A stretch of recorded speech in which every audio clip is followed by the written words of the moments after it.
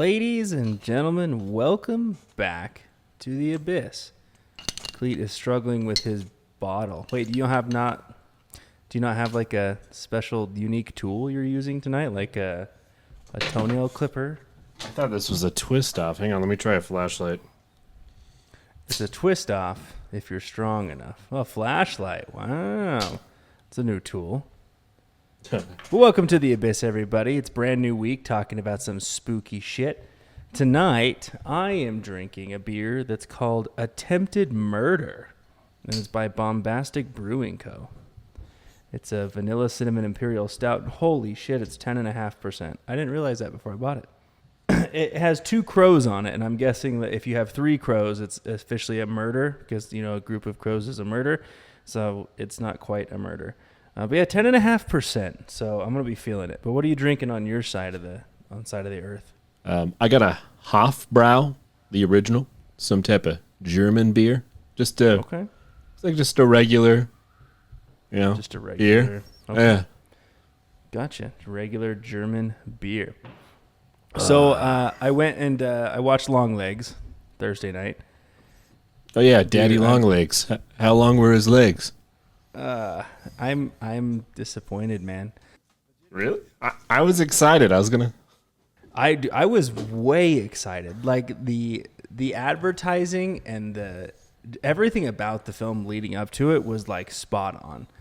And I should have known that the hype would catch up to it because it is another victim of like overhype. It wasn't horrible. Out of 5, I'd probably give it 2.5.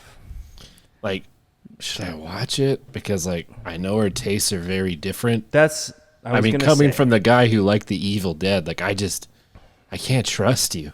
Well, so, okay, you're classifying Evil Dead as a whole. The newest one. Yes, the newest installment of The Evil Dead. Was it better than the original? Absolutely not. I don't think you can do that. But I am curious. I think you should watch it. The filming style was amazing. The acting was really good. Nicolas Cage was creepy. But it just, I don't know. You should watch it. Wait till it comes out on streaming or go to the movie. I don't give a fuck. But I'm curious to know your take on it. A bit of creepy Cage, huh? I'll have to check it out. I was a little disappointed. And maybe it's unpopular because I still see reviews come out. It's like 10 out of 10, creepiest film. This is going to be talked about forever. I'm like, I guess. I don't know. So, I don't know. Check it out. But, yeah, that's what I did this last week. All right, guys. So before we jump into the episode tonight, let's talk about the current poll that we have outstanding on Spotify. We linked it in our last video, and we'll link it in this one. So look in the description if you want to vote on YouTube. We are determining what our next series is going to be. So as a reminder, we have the horror movie Iceberg, where we would be watching some, but doing synopsises on some scary movies. And I hear it's pretty graphic. Also, we have a celebrity conspiracy option, which I always think is very fun. Never know what those celebrities are up to.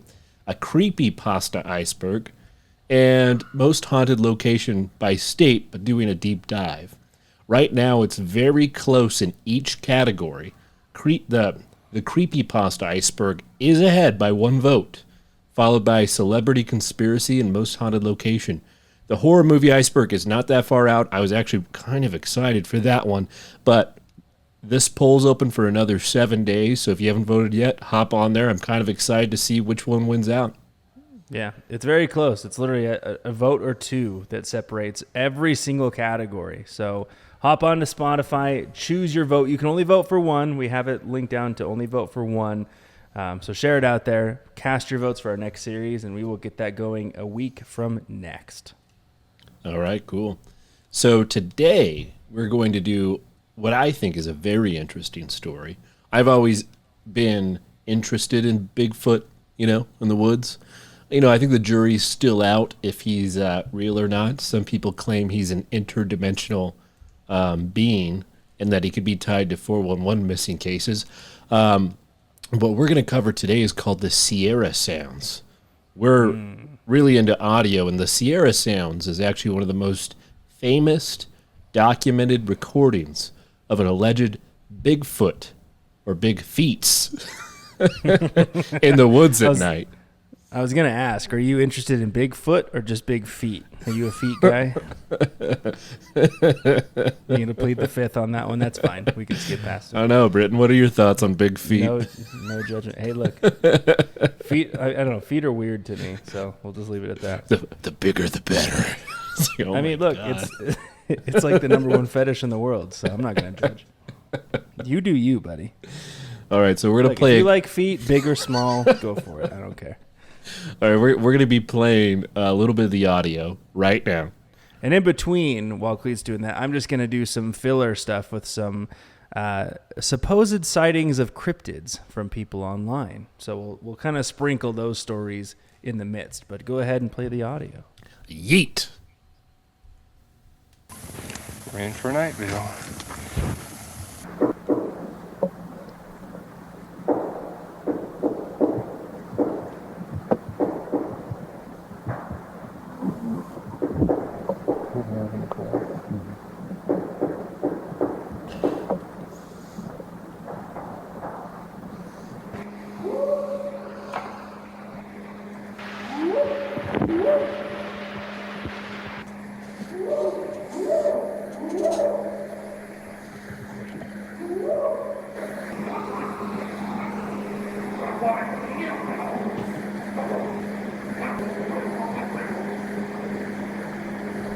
You trying to talk to this?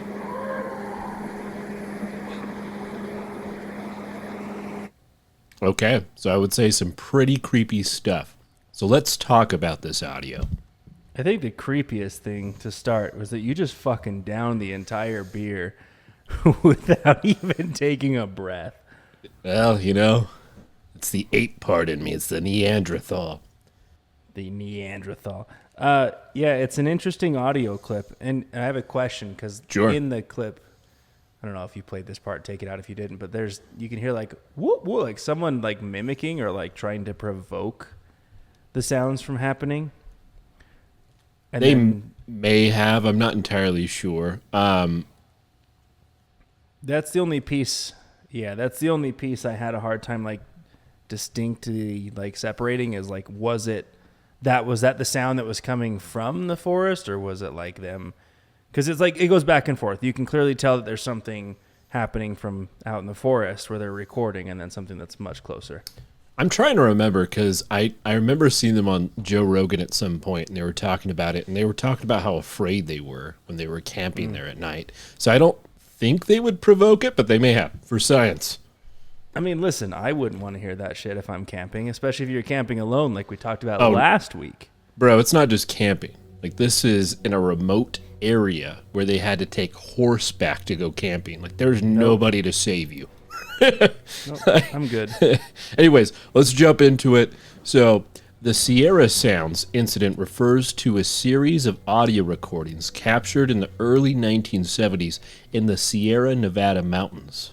These recordings, made by Al Berry and Ron Moorhead, are among the most compelling pieces of evidence in the study of Bigfoot or Sasquatch, a cryptid said to inhabit forests, mainly in the Pacific Northwest region of North America. The sounds captured include vocalizations and noises that some researchers and enthusiasts believe could have been attributed to Bigfoot. It's interesting because when I imagine Bigfoot, I can't feasibly imagine those noises being what that creature makes. You know, like a whooping noise. I just can't. I imagine more of like a guttural like scream or roar. But I guess he's like a big ape, I guess, well, which according to linguistic experts, that people who tested this audio, it could not be reproduced by a human being. Just because of like, I don't know if it's the decibel levels, but anyways, what we'll be talking about tonight is the background, the recordings, the analysis, the controversies and the cultural impact, and the broader implications of the Sierra Sound incident. So, let's jump into the background. Bigfoot, also known as Sasquatch, is an ape-like creature that some believe inhabits the forests of North America. So, Britton, are you a Squatch believer? I want to be. I really want to be. But I don't know. I think aliens are more real. Yeah. It's a better bet. Reports of Bigfoot sightings have been part of Native American lore for centuries. Tribes across North America have various names for a giant, hairy creature believed to inhabit the wilderness, often attributing to spiritual or supernatural qualities to it. So it's not just, an ape. There's some type of mystical power that it possesses. The modern interest in Bigfoot began in the 1950s with reports of large footprints and alleged sightings. One of the most famous early pieces of evidence was the 1958 discovery of large footprints in Bluff Creek, California, which led to widespread media coverage and sparked public fascination.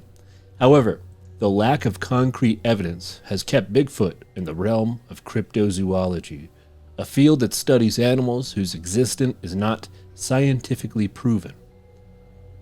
So, this audio took place in the Sierra Nevada mountains. The Sierra Nevada mountain range, stretching between California and Nevada, is known for its rugged terrain, dense forests, and sparse human habitation. And its amazing IPAs. Sierra Nevada IPA is a good one. I would love to go out there and camp. I bet that's an experience. We should. I'd be down. I'd be down to go. This remote and often inaccessible region has long been a hot spot for Bigfoot sightings. The vast wilderness provides ample cover and resources for a large, elusive creature to potentially exist without being detected by humans. Let's talk about the recordings. The expedition happened in the early 1970s. Journalist Al Berry and an avid hunter, Ron Moorhead, set out to investigate reports of strange sounds in a remote area of Sierra Nevada mountains. The location was accessible only by horseback and required several days of travel, emphasizing its seclusion here. Over several trips, Berry and Moorhead recorded a variety of unexplained noises, including vocalizations, whistles, and grunts. When Bigfoot goes a grunting, don't go exploring. The recordings captured by Berry and Moorhead include a range of vocalizations that have since been termed the Sierra Sounds. These sounds include whoops, screams, growls, and what some interpret as potential language-like patterns. The vocalizations are characterized by their depth, range, and volume, suggesting that the source would be a large, powerful creature. One of the most notable aspects of the recording is the presence of what appears to be a form of communication between multiple creatures. The vocal exchanges sometimes seem conversational, with distinct responses and variations in tone and pitch. Now let's move to documentation and preservation. Berry and Moorhead took steps to document their findings meticulously. They used high-quality recording equipment and kept detailed logs of their expeditions. The recordings were later compiled and released in various formats, including audio cassettes and CDs, allowing for broader dissemination and analysis by researchers and enthusiasts. So, I'll pause there, Britton. You want to go into some cryptids? Let's do it. So I grabbed a couple different forums, so I'll just kind of bounce back and forth. But the idea is genuine cryptid or unusual creature sightings. So this one comes from Langustina. One night I was driving home at around 2 a.m. and this tiny, tiny white creature, probably as tall as a Pringles can, though maybe a bit smaller, walked across the road in front of my car. I couldn't believe what I saw, so I called my then boyfriend and frantically described the creature. He told me that it sounded like the Fresno Nightcrawler, and when I got home and looked it up, that is exactly what it looked like. I had never heard about them before. I don't live in California, not even close. I still have no clue what it was. Some more details about what I saw, because I hadn't thought about this in a while, but now it's coming back to me. The bottom of its legs, in quotations, ended in what looked like flowy bits of ribbon, and it was almost translucent. I could almost see the road through the creature. It walked at a kind of jaunty pace, just like a person might walk. The best way to describe it is like a super steppy walk that the dwarves sometimes do in Snow White, or Mickey Mouse does sometimes. I slowed my car down, but was afraid to stop it completely, and the thing disappeared as my car went through it. Honestly, it was so fucking cute that I wasn't even scared, but I was shaken up by having seen something like this. What'd you do, man? Middle of the night, you see something like a Pringles can walking across the road? Are you sure it wasn't the Diet Dr. Pepper spokesman? A sweet taste, Diet Dr. Pepper. That's what I would think. Bugs the shit out of me. That guy he loves Dr. Pepper. I was on a ferry for school softball trip off Kodiak Island in 2014. I was 18. A whole bunch of us had snuck up to the deck around 11 o'clock to watch the waves and smoke cigarettes and weed, generally be teenagers on a boat without supervision. It was 11 p.m. in May in Alaska, so the sun was thinking about setting, but it was still too bright outside. So we're just doing our thing, and we notice a pod of orcas swimming with the ferry's wake, which is very cool, but not unusual. If you're familiar with the dimensions of an orca fin, you know they're about 4 to 6 feet in height and look like the black spikes coming out of the water. They travel and hunt in pods of anywhere between 15 to 40 whales, apex predators. The beautiful demon murderers of the sea, total assholes, top of the food chain. So we saw a pod of orcas, counted them to be around 10 to 15 with some babies scattered around in there. Very fun to watch. Took them a good 30 minutes to go by. We tried to get pictures, but it was just dark enough that our shitty phone cameras weren't much good. Another 30 or 40 minutes go by and we've all sobered up and it's about to get dark. We're cold and sleepy and ready to go inside. No more orcas. Haven't seen one for like an hour. And then one of my girls spots another one. So we all turn and look, but one dorsal fin is immediately followed by another, and another, and another, and then 2 more. And then 2 more after that, in 2 separate rows. And they're taller by a lot, and jagged. Some have whole chunks torn out of them, and they're all 8 to 10 feet high. They're all attached to one creature, and we can just barely see its back slicing through the water, covered in these last rows of spikes. And it just keeps going. This thing is like 20 or 30 feet from the ferry, running parallel to it. And we're all transfixed. There's like 9 or 10 of us, and no one is saying a word because we've all turned to look at that whale, and we are all now watching something like that. Horrifically, terrifyingly obvious it's not a whale. Someone tries to take a picture, but it's too dark at this point, and the only reason we can see this thing is the light cast from the ferry portholes. Tale as old as time when it comes to things that you really fucking wish you had a picture of. But we all stand there completely scared, fucking stiff and in awe, and we watch this thing just keep surfacing for a good 6 or 7 minutes, which means that whatever it was long, like 60 to 70 feet long, or longer.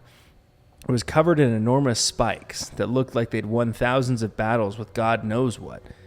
It took what felt like an eternity for any of us to say anything after the last of it disappeared back into the strait. I mean, if you had like 8 of your friends had just seen something that all science had definitely pointed to not existing, you'd all seen the same exact thing, and it was very obviously trailing or hunting, not 1 but 15 of something, apex fucking predators. What do you even say to break that silence? That's the thing that eats me about the whole thing. It was hunting. It was following them. It was literally hunting about 60 tons of toothy, angry, intelligent apex predators. Every once in a while, one of us would hit another one to keep us up, check in. Like, do you remember this? Was I hallucinating? Did we all see the same insane, worldview melting, terrifying thing that night? I would have said, call Japan right away. Godzilla -1. Right? And the reason I know we did this is because none of us talked about it after that. Not during the trip, not after, not to any of our friends, because how the fuck do you even tell someone about something like that? Now, we've almost 10 years between us and that night, and I assume some of them have probably told people. I know that I tell people because I've seen a lot of shit like that in Alaska, and I'm that bitch. And I'm that bitch. And also because there's a very rich history among Native Alaskans of something that lives and hunts in the waters around Kodiak. It's important to tell its story because someday it's going to eat a little too much plastic and no one will ever watch it hunt a pod of orcas from a boat ever again. Goddamn That's wild, microplastics. Yeah, we know next to nothing about our oceans. That's why I'm not a fan. Yeah, well, it's down there, in the deep, dark depths. In the moist abyss, man. What's down there? All right, you go for it. All right, so let's move to the analysis and expert opinions. The acoustic analysis. The Sierra Sounds have been subject to numerous analysis over the years. One of the most notable examinations was conducted by R. Lynn Curlin, a professor of electrical engineering, and Laza Hertel, an audio technician. Their analysis suggested that the vocalizations had a complex range and pitch beyond the capability of known human or animal sources, lending some credibility to the idea that the sounds could be from an unknown primate. Curlin and Hertel's study focused on the frequency and amplitude of the sounds, noting that the range was both higher and lower than typical human vocalizations. The sounds also exhibited rapid changes in pitch and intensity, which are challenging to replicate artificially. The linguistic analysis is another significant contribution to the analysis that came from Scott Nielsen, a retired Navy cryptolinguist. Nelson claimed that the sounds exhibited patterns consistent with language, suggesting that they could be a form of communication from an intelligent species. He identified phonetic patterns and repetitions that he argued were indicative of structured language rather than random noises. Nelson's analysis proposed that the vocalizations followed certain grammatical rules with distinct sounds representing different words or phrases. The hypothesis has been both intriguing and controversial, as it implies a level of cognitive complexity typically associated with humans and higher primates. Two variables. The first one is the sounds are outside of the audio pitch that humans can make. It's as deeper and higher pitches. Secondly, they notice patterns within that sound that suggest it's like communicative. Yeah. It's weird because so it says it's out of human range, right? But that leaves almost every species that could exist in that kind of biome. Well, so all human languages follow certain patterns on like word usages, and you could, in theory, or they have historically like studied just how they sound and made models around it. And according to this linguist, he says that these sounds follow language, although it's unknown. So it's structured in a way where meaning should be able to be derived from it, allegedly. So it's a communicative. It's not just a random noise. They're communicating. Yeah. And it's a very fluent sort of dialogue between an unknown sort of vocabulary. An unknown creature, man. All right, so wildlife and biologist perspectives. Some wildlife biologists have weighed in on the Sierra Sounds, offering both support and skepticism. Those who support the recordings as potential evidence of Bigfoot argue that the sounds do not match any known animal species in the region. They point out that the combination of vocal range, volume, and apparent communication suggests something beyond the capabilities of known wildlife. Skeptical biologists, however, argue that the sounds could be from known animals, possibly distorted by environmental factors or misinterpreted by listeners. They emphasize the need for corroboration, physical evidence, such as clear photographs, video footage, or biological samples to validate the claims, right? But at the end of the day, they're just saying, like, hey, there's these sounds. Like, no one could say that's Bigfoot, right? Because they just, here's these sounds. We don't know what it is. Could be fucking Bigfoot. Just kidding. Well, it's like I said, like, if someone were to come up to me and say, hey, I'm going to play these sounds for you that we captured in an isolated area, I wouldn't peg it to Bigfoot, right? But I think that they're like, oh, it's definitely something. And then you follow the thought of like, well, it's definitely communication in an unknown language. It's not like a random series of just whooping. They're communicating. Yeah. But legend has it, the audio was replicated one more time in in your basement. What? Oh, yeah, that's true. I whoop a lot when I'm alone. Whoop, whoop. I like to hype myself up a little bit, man. Yeah. You have to. Let's get into the controversies and skepticism. So the hoax theories.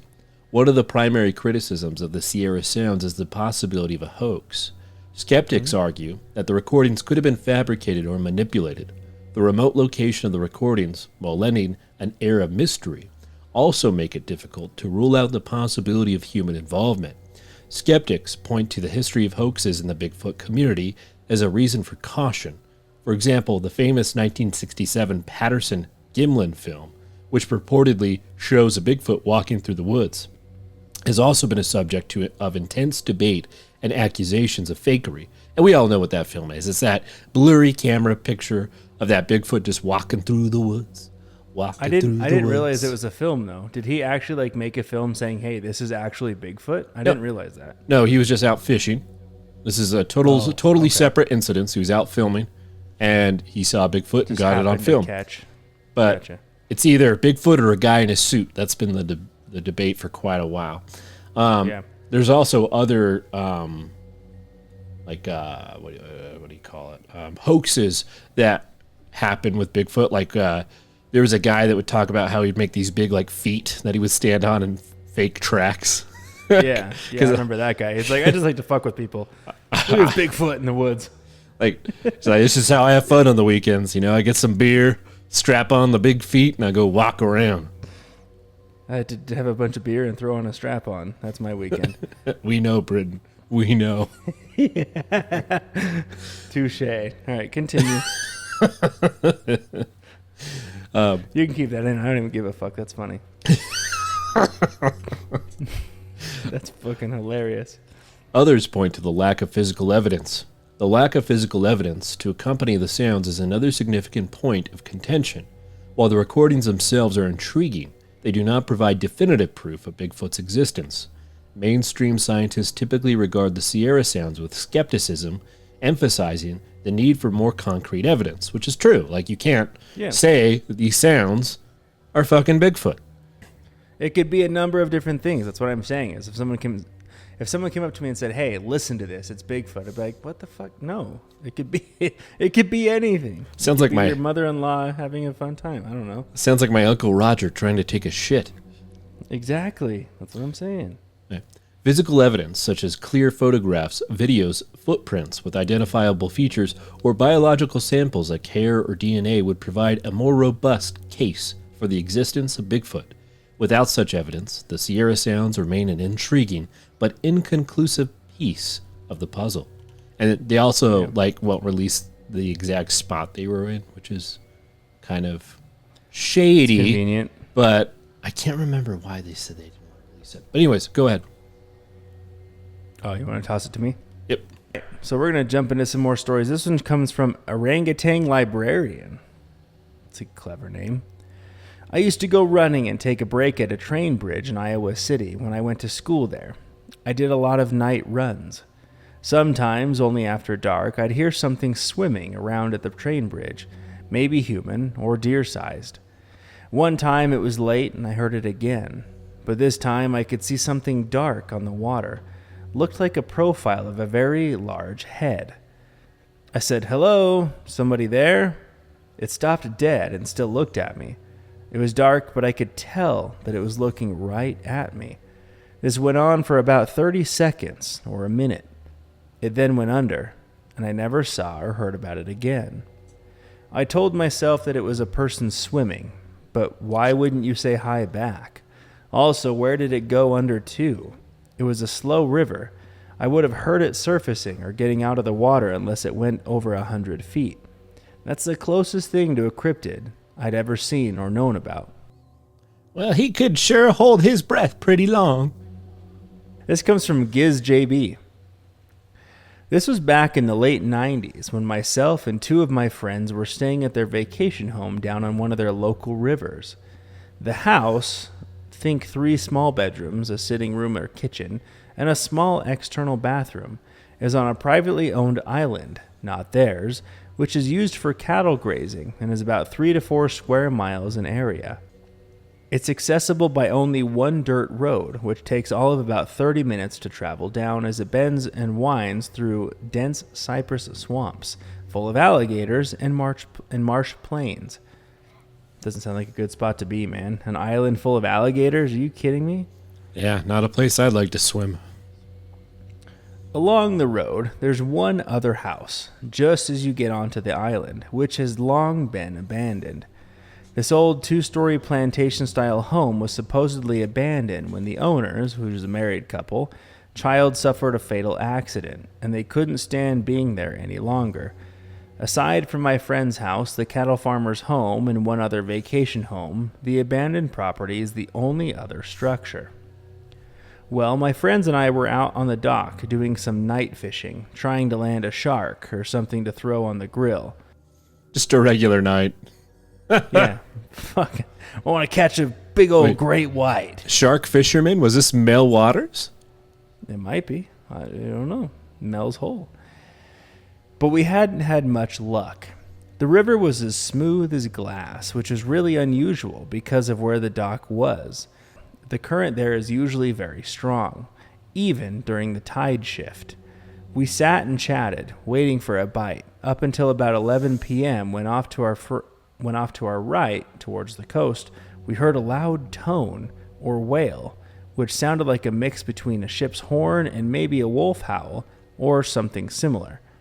An important note, the island is by car nearly an hour from deep water access, and probably more from actual ocean, so the likelihood that the sound was a large ship is very low. So anyway, we're startled by the sound, and even my friend, who had been spending his summers there since he was in diapers, had never heard the noise before. He was bothered by it. So we decided to pack it in since we weren't catching anything anyway, and had nearly gotten all of our equipment back to the house when my second friend heard it.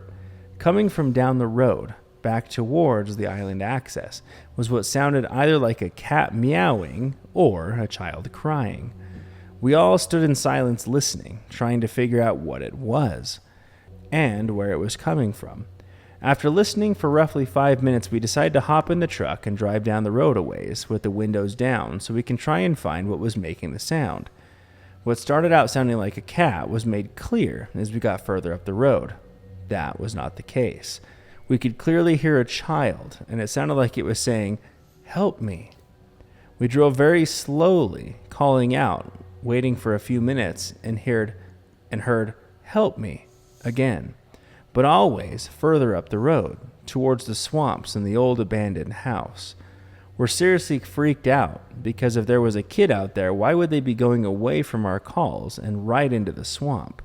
We nearly made it all the way to the abandoned house when the sound just stopped. We waited for nearly an hour, never hearing it again.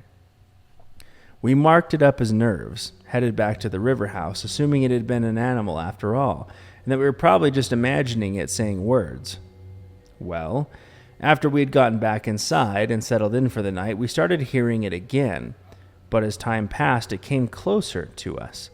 We went out and called out again, and the sound would come closer. This went on for hours. We decided that we'd try one more time to see if there was a kid lost or something. Again, important to note, we are miles from the next nearest people, and the noise sounded like a child, think 4 years old. But once we got out in the truck again, the noise stopped. It's now nearly 3 a.m., and we had been out in the sun fishing and swimming all day long, so we're all tired. And after driving around a bit, calling out again, with no luck, we decide to give up. We get back inside and get into our beds. Then we hear it, clear as a bell. "Help me!" right outside of the house. But it sounded strange, like it was an echo, if that makes sense. Like it was close, but far away at the same time. And like hell, if any of us were brave enough to go commando and leave the house. But we went out onto the porch, which was screened in for bugs, and listened. As soon as we went out, it would stop. Got back into the beds, it would call out again, but in a different location outside of the house. It circled the house, calling, all night. We all slept in the living room, but to be honest, there wasn't a lot of sleeping that happened. In the morning, we went out and looked for tracks around the house, as the foundation is basically sand. There wasn't a single mark, no prints, animal or otherwise, and to the best of my knowledge, this never happened again to my friend or any of the other visitors. To this day, we don't know what we heard, but it's probably the most supernatural occurrence I've ever experienced. That's a good story. That's good. What are your thoughts? Wendigo? That or the dead child that was implied eaten by alligators, which is sad. It is sad. Well, like the Wendigo, like the number one thing is it mimics someone else. Usually someone you know, but I don't know. That was a good one though. I liked it. The Sierra Sounds had significant influence on Bigfoot research and cryptozoology. They have inspired further investigations and expeditions aimed at uncovering the truth about the mysterious creature. Many researchers and enthusiasts consider the Sierra Sounds to be some of the best audio evidence available, and they continue to study and analyze the recordings. The recordings have also influenced the development of new technologies and methodologies in cryptozoology. For example, researchers have experimented with advanced audio equipment, vocal analysis software, and even artificial intelligence to study and interpret the sounds. In the media, the Sierra Sounds have been featured in numerous documentaries, books, and television shows about Bigfoot. They have become a staple of Bigfoot lore, often cited as some of the most compelling evidence for the creature's existence. The recordings have been played on various media platforms, sparking public interest and debate. The cultural impact of the Sierra Sounds extends beyond the Bigfoot community. They have contributed to a broader fascination with cryptids and the unknown, encouraging people to explore the mysteries of the natural world. The recordings serve as a reminder that there are still many unexplored and unexplained phenomena in our world. The public perception of the Sierra Sounds varies widely. For some, the recordings are a tantalizing glimpse of the possible existence of an unknown primate. For others, they are simply another example of the human tendency to see patterns and meaning where there may be none. The ongoing debate over the Sierra Sounds reflect a broader societal attitudes towards mystery and the unknown. It highlights the tension between skepticism and belief, and the ways in which people seek to understand and explain the world around them.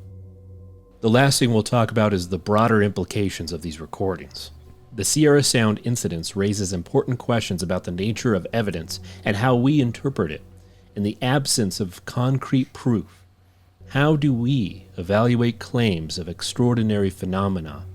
The recordings challenge us to consider the limits of our knowledge and the ways in which we gather and analyze data. The incident also underscores the importance of critical thinking and scientific rigor. While it is tempting to accept intriguing evidence at face value, it is essential to apply rigorous standards of analysis and verification. The Sierra Sounds remind us that extraordinary claims require extraordinary evidence. It's a Carl Sagan quote. The implications in cryptozoology, the study of animals whose existence is not scientifically proven, occupies a unique place in the scientific landscape.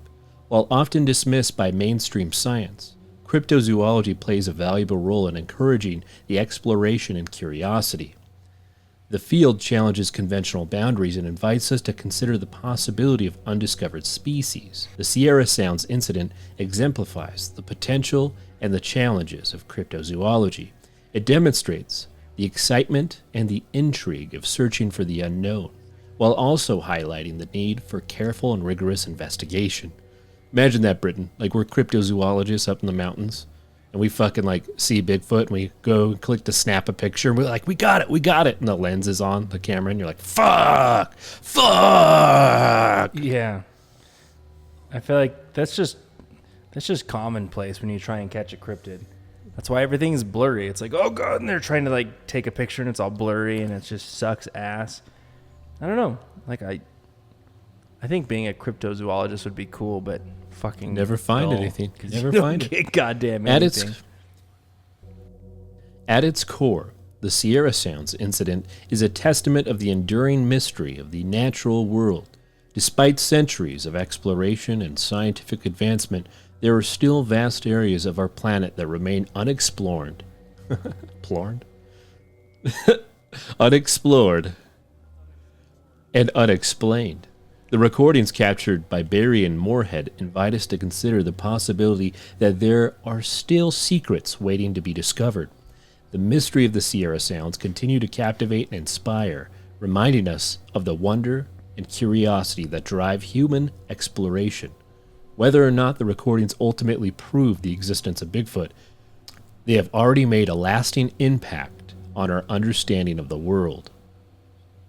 So that's it, man. That's the Sierra Sounds. Once we're done, I'll go ahead and play the whole segment for y'all. Sounds good. So, but question before I move on. What are your thoughts on the Sierra Sounds? Like, do you think it's a genuine, like, anomaly, or do you feel like what are your thoughts on it? I don't know. I mean, it's very intriguing. The story is. They talk about how they, like, camped in this tree, this little fort they built. They talked about how scared they were to leave in the middle of the night because they were just surrounded by these sounds that they couldn't explain. But, you know, people want to be famous and they're creative. There's a history of hoaxes. But I do. Yeah. Like, if I came up to you and I was like, Cleet, I went and I camped in this isolated place. This is what I got. Like, you wouldn't believe. Like, what would your first implication be? I would trust you to a higher degree. I think the most intriguing thing of this case is the linguistic and acoustic analysis. Now, again, like, that could be subject to bias, but I think it's if there was going to be Bigfoot, it would be in that area that they're talking about, somewhere far away from people where you got to use a horseback to get there in 3 days. Like, that's where it's going to be, man. I think. Are you saying it's not going to be in the middle of New York City? I will say what Mulder says from the X-Files. I want to believe. Damn. All right. Well, look, I want to believe too. Like, I think that would be one of the best things to ever happen is, like, Bigfoot's been found. We caught him. I'm like, fuck yeah.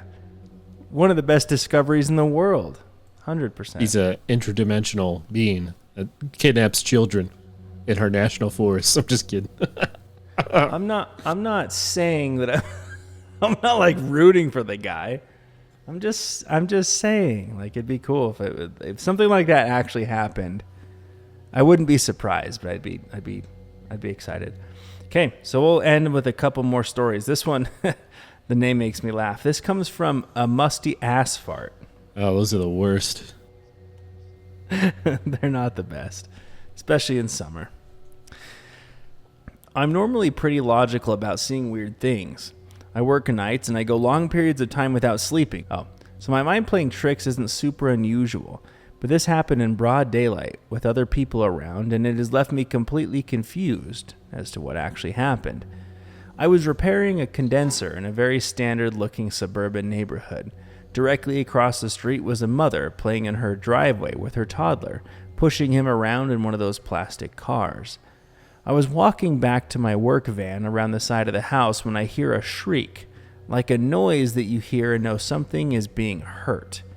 I took a very quick few steps to clear the corner of the house and see what was happening. Mother across the street didn't seem to notice or hear or even care.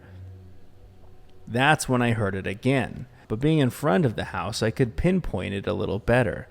My head snapped to the house directly to the right of the one the mother was out in front of, and I saw a small child staring directly at me with its mouth wide open and its eyes that seemed to be completely black all the way around its eye socket. That's a little fucking freaky. Yeah. It's like, go away, kid. I looked at the mother, sure that she had to notice or at least hear the commotion. She didn't. The thing waved. Not like in a come here motion, but more so acknowledging its awareness of me. I walked slowly back to the condenser and hid for roughly 5 minutes. When I came back around, it was gone, and the mother was carrying on like nothing had ever happened. I have no explanation for what happened. When I went home and began to tell my girlfriend what had happened, she told me about black-eyed children. I don't know what I saw that day, but there was something so deeply upsetting about the entire situation, I'm happy calling it a cryptid, if it means I'll never see them again. We covered that in our iceberg, the black-eyed kids. Yeah, scary little things. Don't let them in your house. Never invite them in. Nope. All right, this comes from Durgodhand. God. I've shared these stories before, but I'm going to omit the story of what my buddy and I call Sasquatch, under the assumption that it was an insanely huge turtle, even though I personally have never seen a turtle with a shell 6 feet across covered in barnacles, especially not in water that was 10 feet deep. And focus on old red eyes. Old red eyes. For the sake of explaining it from the only time I've ever seen it mentioned in writing beyond myself, Old Red Eyes is a ghost of a person, either black or Native American, that died in their task of helping slaves and escapees reach a safe haven. Their duties possibly included misleading, harassing, and, if necessary, killing any pursuers, given the aggressive nature of the spirit. Their most striking and only feature is the pair of piercing, glowing, scarlet orbs, evenly spaced, that float roughly between 6 to 7 feet in the air, that will occasionally blink out and reappear somewhere else, usually 10 feet or so away, as if they're stalking you. Now, on to the story. All parts of the story take place at a friend's house that was already known as Weird. The first half is secondhand and occurs roughly 15 years ago, well before we could drive ourselves, and that friend's birthday party. There's a lot of us, and I no longer remember the total number, but it was at least 8, quite possibly above 10. 3 or 4 of them decide they don't want to hang out in the hot basement and opt to go jump the fence that separates the house property from the rest of his property and runs down the old riverbed. They leave, and maybe 5 to 10 minutes later, I'm too hot and I grab a soda, head up to the landing, which has a view of both stairways in the house. Also, that part of the property my buddies have gone off to. Not long after that, those who went off to romp in the night come back screaming and pile over the fence, and his otherwise quiet dogs begin going insane. I pop the door open for them because that's the easier way than dealing with an electronic lock. They stop, out of breath, on the front porch. A couple of buddies come up the stairs having heard their ruckus, and we're treated to the tale of how they were fucking about when all of a sudden, one of the bamboo bunches out there began to clatter and shake violently. Shoots snapping and breaking and some being hurled at them. We call bullshit and tell them to fuck off, get some sodas, and then leave it be. Eventually, they work up the nerve to go again, but this time 2 new people decide to go with them. One of the people who was on their first run sits out, and they're bringing one of the dogs. Though it takes a bit longer, they prop the gates open for the dog to squeeze through, and off they go into the woods. My buddy, who swore they were attacked by something, sits out on the front porch, as do I with another friend. 4 of them were out in the woods, and there was at least 1 person downstairs in the basement, uninterested. We're talking trash about them while the only person who is out there defends the lot of them. Not too long after, 10 minutes tops, we heard a loud scream. The dog sets off, setting off the other dogs, and here they come piling over the fence, the dog worming through the gates like a pro. The story's a bit different this time. They couldn't shake the feeling of being watched, and once they got beyond able to see the lights of the house, eventually something made the dog growl, and they turned and saw what looked to be a pair of eyes over 6 feet off the ground, burning a scarlet glare. And then they blinked. They were gone, only to show up a few long strides to the right, then again, and again. And with the creeping dread, they realized that whatever it was slowly and gently positioning itself between them and the house. This is what made them scream and bolt back to perceived safety. Quite safely this time. Although we called bullshit again, a couple years later, I found myself staring down the same burning red eyes over the roof of my car, staring into the front door, and in one case, staring me down before I could even crank my vehicle. While my encounters weren't as terrifying, they were still bad. And to this day, let me just say, absolutely fuck that. Yeah, man. Fuck the red eyes. All right. Well, that is going to wrap us up. Thank you, everybody, for joining us for some cryptid fun. Again, a big call out that our poll is still live on Spotify. So go ahead and hop on and vote so that we can go ahead and get our next series started, not next week, but the week after. Huge shout out to our paid supporters of the show: Modelo Time, Great Britain, Curtis and Lara, Mothman, Devin, Lara, Conklin family, and Lou. Your paid support of the show greatly helps us out. Thank you very much for consistently supporting the show. If you have any topics, ideas, subjects you want us to cover, please send them our way at entertheabysspod@gmail.com. You can also text us via our Buzzsprout subscription service and let us know what you want to talk about. Yeah, I still miss Bill Cleaton and Cleat Meat, but that's all right. If you're listening to us on YouTube, please like, share, and subscribe, as it really helps us get us out there. And as always, thank you for entering the abyss. Until next time. We're in for a night, Bill.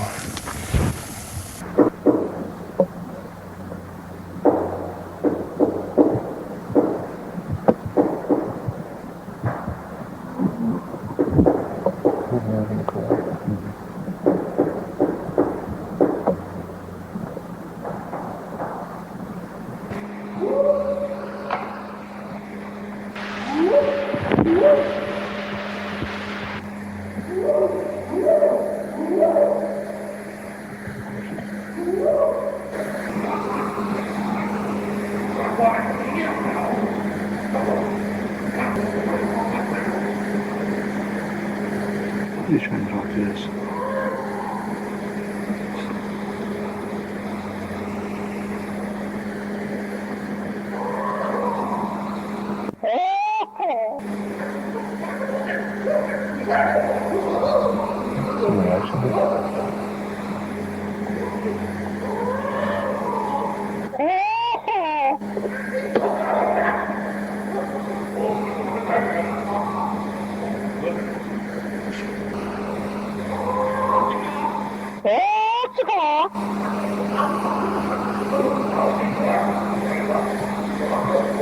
Like the laughing now.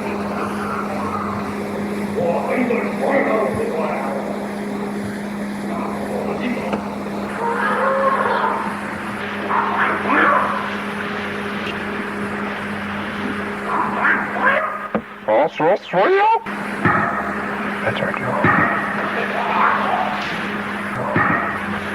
We know where we look for tracks of life for sure.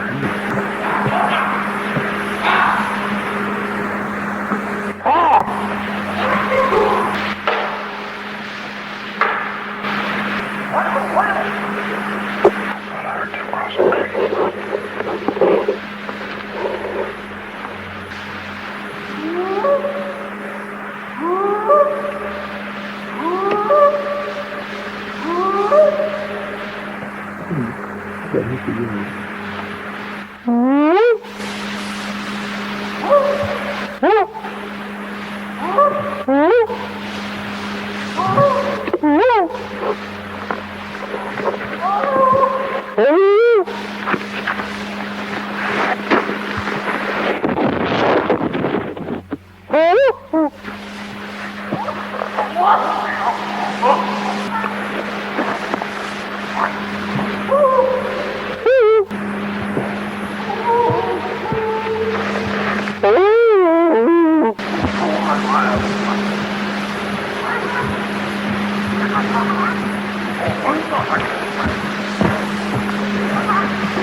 There's two of them across the creek at the big rocks.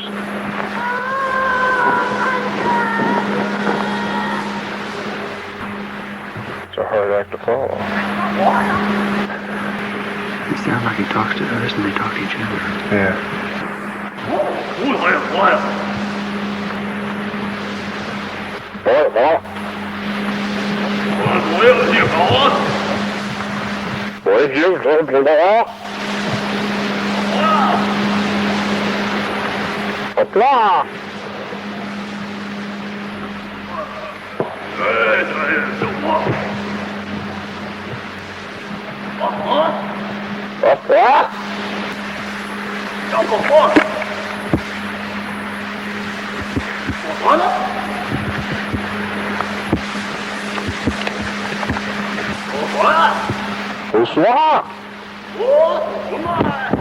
Right there, I just seen movement right through there.